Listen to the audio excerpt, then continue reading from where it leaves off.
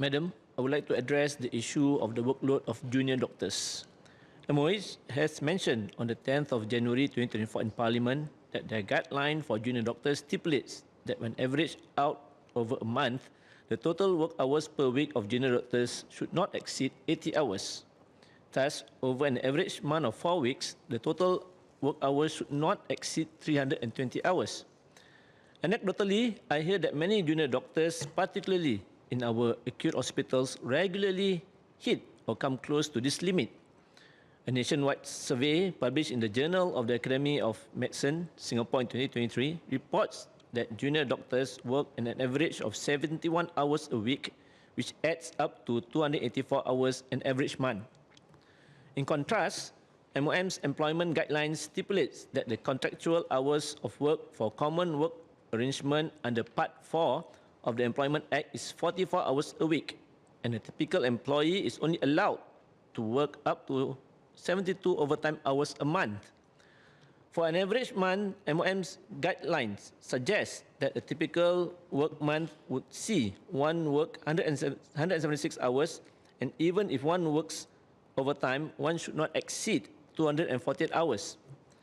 Any more would presumably not be healthy for the employee.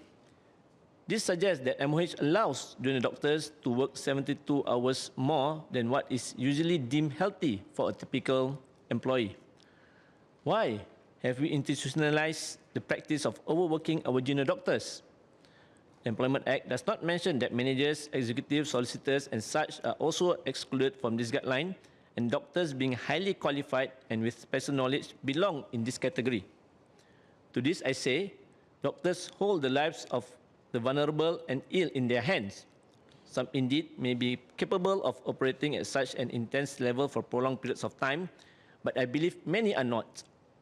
Do we want our doctors that have been consistently overworked to attend to our sick parents and children in their hours of need? Do we want doctors that are stressed to make decisions that can literally involve life and death?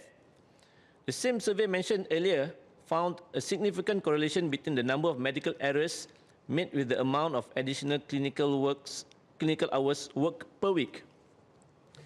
I note that in many parents' guides that MOH publishes, they emphasize the importance of parents being heavily involved in their children's life for children's health development. Many junior doctors in the public healthcare system are bonded and do not have the option of quitting if they are unable to deal with the stress and workload. They have no recourse and are forced to make choices that compromise their family time. Is it not ironic that even as MOH puts out these guidelines, their own doctors are unable to follow them due to the amount of hours they need to put into work? Madam, the current system to me does not seem sustainable.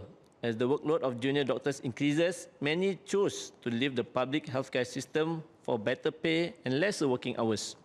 This only serves to aggravate the workload of the remaining doctors, leading to a self-reinforcing cycle.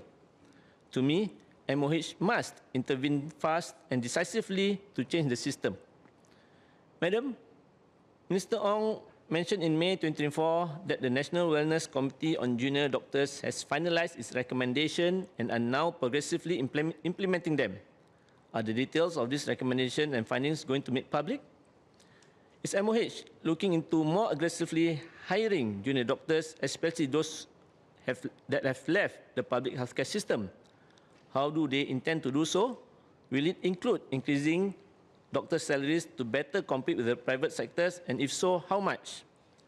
Madam, I would close by saying just because generations of doctors have survived such conditions is no excuse for MOH to continue to perpetuate such attitudes and working conditions. Should we not strive to be a society that is kinder and more compassionate, especially to those that care for us?